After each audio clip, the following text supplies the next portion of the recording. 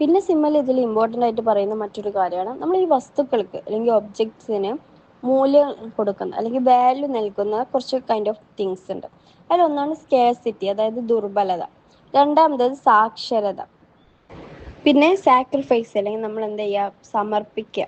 പിന്നെ ഡിഫിക്കൽട്ടീസ്, പ്രയാസങ്ങൾ തുടങ്ങിയ കാര്യങ്ങളൊക്കെയാണ് എന്തിന് മൂല്യം നൽകുന്നത്, ഒരു മണിക്ക് അല്ലെങ്കിൽ ഒരു ഒബ്ജക്റ്റിന് വാല്യൂ നൽകുന്നത് എന്നതിനെ കുറിച്ച് സിമ്മിൽ പറയുന്നുണ്ട് കേട്ടോ. അതുപോലെ സിമ്മിൽ എന്ത് ചെയ്യുന്നുണ്ട്, നമ്മൾ നേരത്തെ പറഞ്ഞ പോലെ ബാർട്ടർ സിസ്റ്റവുമായിട്ട് അത് കമ്പയർ ചെയ്തിട്ട് പറയുന്നുണ്ട്. അതായത് പഴയകാല ബാർട്ടർ സംവിധാനവും പുതിയ കാല സാമ്പത്തിക വിനിമയ സംവിധാനവും എന്താണ്, അദ്ദേഹം കുറച്ച് വിശദീകരിക്കുന്നത് എങ്ങനെ, എക്സാമ്പിളിലൂടെയാണ്. എങ്ങനെയെന്ന് വെച്ചാൽ പഴയ കാലത്ത് ബാർട്ടർ സംവിധാനത്തിൽ നമ്മൾ അങ്ങോട്ടും ഇങ്ങോട്ടും ഉള്ള ഇൻട്രാക്ഷൻസ്, മാന്യത, ഭക്ഷണം തുടങ്ങിയവർക്കൊന്നും ഒരു മൂല്യമില്ല, അല്ലെങ്കിൽ അവയുടെ മൂല്യം എന്താണ്, ഒരു ഡിമ്മായ ലെവലിലായിരുന്നു എന്നാണ് പറയുന്നത്. പിന്നീട് നമ്മൾ എന്ത് ചെയ്യണം, ആ മൂല്യ ഇല്ലായ്മയിൽ നിന്നൊക്കെ മാറി പണം അല്ലെങ്കിൽ മണി എന്നൊരു കൺസെപ്റ്റ് വന്നതോടെ ഈ ഒരു ദ്രവ്യങ്ങളുടെ, അതായത് നമ്മളെ മാന്യത, സ്നേഹം, ഭക്ഷണം തുടങ്ങിയ കാര്യങ്ങളൊക്കെ ഉണ്ടല്ലോ, കൈൻഡ് ഓഫ് തിങ്സ്, ഇവയ്ക്കൊക്കെ എന്ത് കിട്ടി, ഒരു പണത്തിന്റെ അടിസ്ഥാനത്തിൽ അവ തീരുമാനിക്കപ്പെടുകയും അവയ്ക്ക് ഒരു മൂല്യം ലഭിക്കുകയും ചെയ്തു എന്നതിനെ കുറിച്ചാണ് സിമ്പിൾ പറയുന്നത്.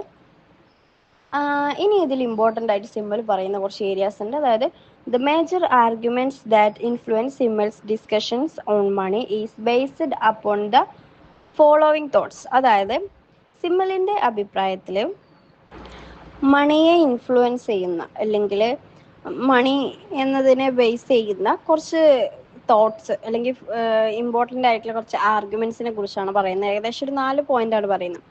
ഫസ്റ്റ് പറയുന്നത്, money can be regarded as the structural metaphor of human existence. അതായത് പണം മനുഷ്യന്റെ എന്താ പറയുക, അസ്തിത്വത്തെ എന്ത് ചെയ്യണം, ഘടനാപരമായ ഉപകരണമായിട്ട് അല്ലെങ്കിൽ ഒരു മെറ്റഫറായിട്ട് എന്ത് ചെയ്യുന്നു, കാണുന്നു എന്നതിനാണ് ഫസ്റ്റ് പറയുന്നത്. സെക്കൻഡ് എന്ന് പറയുന്നത്, the word value is related to money and value has dual nature.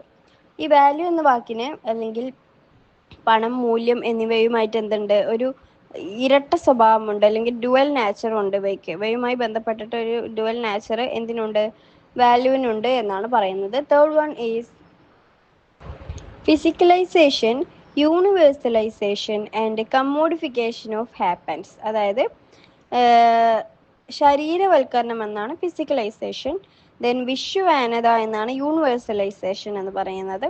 ഇവയുടെയൊക്കെ ഒരു ആശയങ്ങൾ ഉൾപ്പെടുത്തിയിട്ടുണ്ട്. അതുപോലെ കമ്മോഡിഫിക്കേഷൻ, എന്താ പറയുക, മൂല്യത്തിൻ്റെ ഒരു കമ്മോഡിഫിക്കേഷൻ, അതായത് ഒരു കമ്മോഡിറ്റി ആയിട്ട്, ഒരു സെയിൽ എന്ന രീതിയിൽ വസ്തുവായിട്ട് നമ്മൾ ഒരു വസ്തുവിനെ സമീപിക്കുകയാണെങ്കിൽ കമ്മോഡിഫിക്കേഷൻ എന്ന് പറയും. ഇവയൊക്കെ വാല്യൂ എന്നതിൽ ഇൻക്ലൂഡഡ് ആക്കിയിട്ടുണ്ട്, അല്ലെങ്കിൽ ഈ ഒരു 3 കാര്യങ്ങളെയും വാല്യൂ എന്ന കൺസെപ്റ്റിലേക്ക് അദ്ദേഹം സൂചിപ്പിക്കുന്നുണ്ട് എന്നാണ് പറയുന്നത്. Then the fourth one is valuation and commensurability happens in human relations through money. അതായത് മൂല്യനിർണ്ണയം, നമ്മൾ വാല്യുവേഷൻ, അതേപോലെ തന്നെ കോമൺസ്യൂറബിലിറ്റി എന്ന് പറയുമ്പോൾ താരതമ്യവാദം എന്നൊക്കെ പറയും. ഇവ തമ്മിലുള്ള മനുഷ്യബന്ധങ്ങളിൽ പണത്തിലൂടെ സംഭവിക്കുന്നു എന്നും ആര് പറയുന്നു, സിമ്മിൾ പറയുന്നുണ്ട്. സോ ഇവ 4ഉമാണ് അദ്ദേഹം പറയുന്ന 4 പ്രധാന ആർഗ്യുമെന്റ്സ് ആയിട്ട് വരുന്നത്. ശേഷം അദ്ദേഹം പറയുന്നത്, ഈ പ്രധാന വിഷയങ്ങളൊക്കെ അല്ലെങ്കിൽ ഈ ഒരു ആർഗ്യുമെന്റ്സിനൊക്കെ ബേസ് ചെയ്തിട്ടാണ് അദ്ദേഹം എന്ത് ചെയ്യുന്നുണ്ട്, സിമ്മിൾ പിന്നെ പണം എങ്ങനെ മൂല്യങ്ങൾ നേടുന്നു, അല്ലെങ്കിൽ വാല്യൂ നേടുകയും വ്യക്തികളുടെ ജീവിതത്തിൽ എങ്ങനെ നിർണായക ഘടകമാവുകയും ചെയ്യുന്നു ഇതിനെ കുറിച്ചൊക്കെ അദ്ദേഹം വിശദീകരിക്കുന്നുണ്ട്. അങ്ങനെ കുറച്ചു ഒരു ലാർജ് ആയിട്ട് 2-3 പാരഗ്രാഫ് കൂടെ നമുക്കുണ്ട്. സോ അത് നിങ്ങളൊന്ന് കവർ ചെയ്യുക, രണ്ട് പാരഗ്രാഫ് കൂടെ കേട്ടോ. ഇത്രയുമാണ് ഇമ്പോർട്ടൻ്റ് ഏരിയ എന്ന് പറയുന്നത്. നിങ്ങൾക്ക് കൂടുതൽ അഡീഷണൽ ഏരിയാസ് വേണമെന്നുണ്ടെങ്കിൽ നിങ്ങൾ ബാക്കി ഏരിയാസ് കൂടെ നോക്കുക. ഇനി നമുക്ക് നെക്സ്റ്റ് ട്രൈറ്റിലോട്ട് പോകാം. അതായത് അദ്ദേഹം പറഞ്ഞ ഒരു 5ഓളം ട്രൈറ്റ് ഉണ്ട്. അതിൽ 5ാമത്തെ ലാസ്റ്റ് ട്രൈറ്റ് ആണ് മണി ആൻഡ് വാല്യൂ ആണ് നമ്മൾ ഇതുവരെ നോക്കിയത്. ഇനി നമ്മൾ നോക്കുന്നത് മണി ആൻഡ് ഫ്രീഡം. അതായത്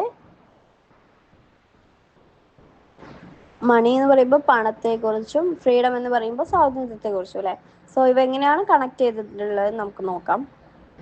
ഇതിലൂടെ സിമ്പിൾ പറയുന്നത് എന്താ വെച്ചാൽ, ആദ്യം നമ്മൾ എന്തുണ്ട്, പണത്തിന്റെ മൂല്യവ്യവസ്ഥകൾ എങ്ങനെയാണ് സൃഷ്ടിക്കപ്പെടുന്നത് എന്നും അതെങ്ങനെയാണ് നമ്മുടെ റിലേഷൻഷിപ്പിലും അല്ലെങ്കിൽ നമ്മളെ തുടങ്ങിയ കാര്യങ്ങളിലൊക്കെ എന്തുണ്ട് ഇൻഫ്ലുവൻസ് ചെയ്യുന്നത് എന്നതിനെ കുറിച്ച് നമ്മൾ നോക്കിയിട്ടുണ്ട്.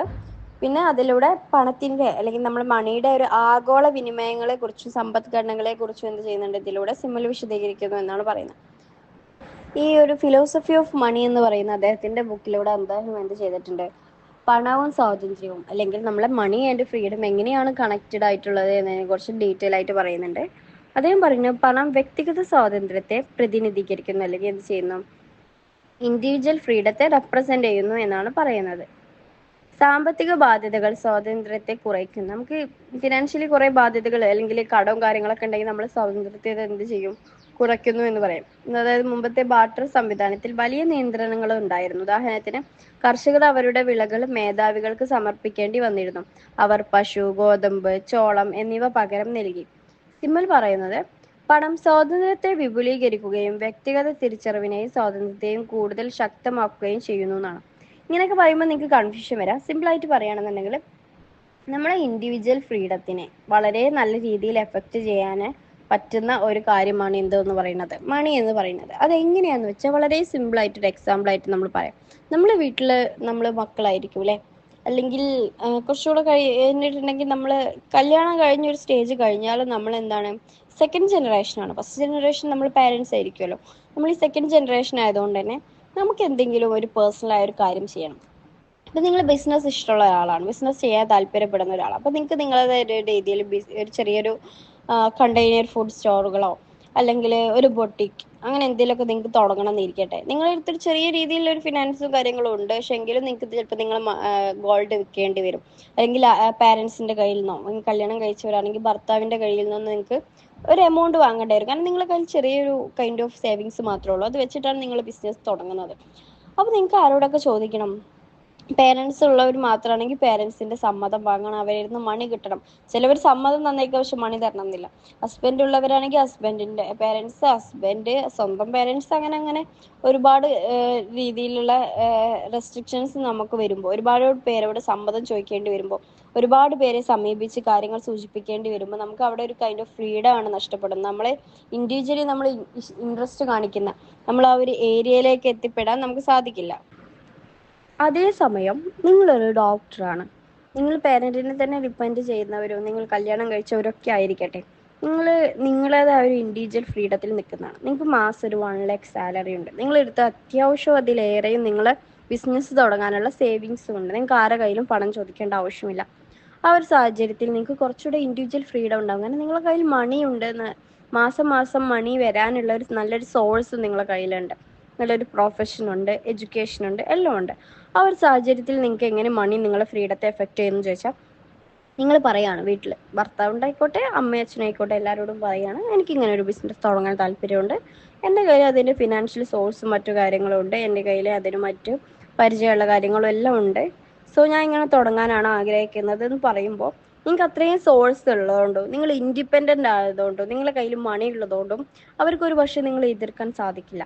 അവർ നിങ്ങളെ കൺട്രോൾ ചെയ്യില്ല. ഓക്കെ, നമ്മൾക്ക് സപ്പോർട്ടായിരിക്കും തരിക. അല്ലെങ്കിൽ ചിലപ്പോൾ ഒരു ബിസിനസ് തുടങ്ങുന്നതിന് അസൂയുള്ളതുകൊണ്ട് നോ പറയുന്ന ഭർത്താക്കന്മാർ മേ ബി ഉണ്ടാവും. അങ്ങനെ എല്ലാം ഞാൻ അവരെ കുറിച്ചല്ല ഉദ്ദേശിക്കുന്നത്. കോമൺ ആയിട്ട് നമ്മളെടുത്ത് ആ ഒരു മണി സോഴ്സ് ഫ്രീഡം ഉണ്ടെങ്കിൽ നമ്മളത് ഇൻഡിവിജ്വലൈസ് ചെയ്ത് നമുക്കത് ചെയ്യാൻ സാധിക്കും. അതേസമയം കയ്യിൽ നിങ്ങൾ മണിയൊന്നും കയ്യിലില്ല, ചിലപ്പോൾ പാരൻസ് തന്ന സ്വർണം വിൽക്കേണ്ടി വരും, അല്ലെങ്കിൽ ചെറിയൊരു സേവിങ്സ് ഒഴിവാക്കി ഭർത്താവിനോടോ അമ്മയോടോ അച്ഛനോടോ ചോദിക്കേണ്ടി വരുന്നുണ്ടെങ്കിൽ നമുക്ക് ആ ഒരു ബിസിനസ് അതുപോലെ തുടങ്ങാനുള്ള ഒരു ഫ്രീഡം ഉണ്ടാവില്ല. അതാണ് ഡിഫറൻസ്. ഇപ്പം നമ്മൾ വളരെ ചെറിയ കാര്യം ആലോചിക്കട്ടെ, നമ്മളൊരു കടയിൽ പോയി കഴിഞ്ഞാൽ നമ്മുടെ കയ്യിൽ മണിയില്ല, നമ്മൾ പാരൻറ്റിനെ ഡിപ്പെൻഡ് ചെയ്ത് ജീവിക്കുന്ന ഒരാളോ ഭർത്താവിനെ ഡിപ്പെൻഡ് ചെയ്ത് ജീവിക്കുന്ന ഒരാളാണ് ചെയ്യുന്നത്. നമുക്ക് ഇഷ്ടപ്പെട്ടത് ഒരു 5000-ൻ്റെ ഡ്രസ്സായിരിക്കും, പക്ഷെ നമുക്ക് മേടിക്കേണ്ടി വരിക നമുക്ക് വേണ്ടി അവർ തരുന്ന ബഡ്ജറ്റ് എന്ന് പറയുമ്പോൾ ചിലപ്പോൾ 2000-ഓ 1500-ഓ ആയിരിക്കും. അപ്പോൾ വളരെ നമ്മൾ എക്സ്പെക്റ്റ് ചെയ്ത ഡ്രസ്സിൽ നിന്നും വളരെ താഴെയുള്ള, അല്ലെങ്കിൽ നമ്മൾ ഒരിക്കലും അങ്ങനത്തെ ഡ്രസ്സ് എടുക്കണ്ട എന്ന് വിചാരിച്ചിട്ടുണ്ടെങ്കിൽ ആ ഒരു രീതിയിലുള്ള ഡ്രസ്സായിരിക്കും നമുക്ക് എടുക്കേണ്ടി വരിക. അത് അവരെ ഡിപ്പെൻഡ് ചെയ്ത് ജീവിക്കുമ്പോൾ അവിടെ നമുക്ക് ഫ്രീഡം ഇല്ല, നമുക്ക് ഇഷ്ടമുള്ളത് ചൂസ് ചെയ്യാനുള്ള ഒരു ഫ്രീഡം നമുക്കില്ല. അതേസമയം നിങ്ങൾക്ക് നിങ്ങളേതായ ഒരു സാലറി ഉണ്ട്, നിങ്ങൾ ആരും ഡിപ്പെൻഡ് ചെയ്യാതെ ഒരു ജീവിക്കുന്ന ഒരാളാണെങ്കിൽ നിങ്ങൾ പേരൻസ് പറയുകയാണെങ്കിൽ 2000-ൻ്റെ അടുത്തൊന്നും മതി ഡ്രസ്സ് എന്ന് പറഞ്ഞാലും പോരാ, എനിക്ക് അതല്ല ഇഷ്ടമായത്, എനിക്ക് ഈ ഒരു എമൗണ്ടിലുള്ള ഈ ഒരു ഡ്രസ്സാണ് ഇഷ്ടമായത്, ഞാൻ അതാണ് എടുക്കുന്നതെന്ന് പറയുമ്പോൾ നിങ്ങൾ എന്തായാലും അവർക്ക് കൺട്രോൾ ചെയ്യാൻ പറ്റില്ല. കാരണം എന്താ, നിങ്ങൾ ഇൻഡിപെൻഡൻ്റ് ആണ്, നിങ്ങളെ എമൗണ്ട് നിങ്ങളെ മണി കൊണ്ട് നിങ്ങൾ വാങ്ങാണ്. അതാണ് ഫ്രീഡം എന്ന് പറയുമ്പോൾ. നിങ്ങൾക്ക് നിങ്ങളെ ലൈഫിലുള്ള കാര്യം ആലോചിച്ചാൽ മതി. മണി കയ്യിലുണ്ടോ നമുക്ക് ഫ്രീഡം ഉണ്ടാവും, ഇല്ലേ നമുക്ക് ഫ്രീഡം കുറവായിരിക്കും. അതാണ് അതിലൂടെ അദ്ദേഹം സൂചിപ്പിക്കുന്നത്. അദ്ദേഹം കുറച്ചുകൂടെ ഒഫീഷ്യലായിട്ട് കാര്യങ്ങൾ പറയുന്നു എന്നുള്ളൂ കേട്ടോ. സോ നിങ്ങൾക്ക് ഇതൊന്നുകൂടെ റീഡ് ചെയ്യാം, കുറച്ചുകൂടെ റീഡ് ചെയ്യാൻ മാത്രമുള്ള ഒരു ഏരിയ ഇതിലുണ്ട് കേട്ടോ.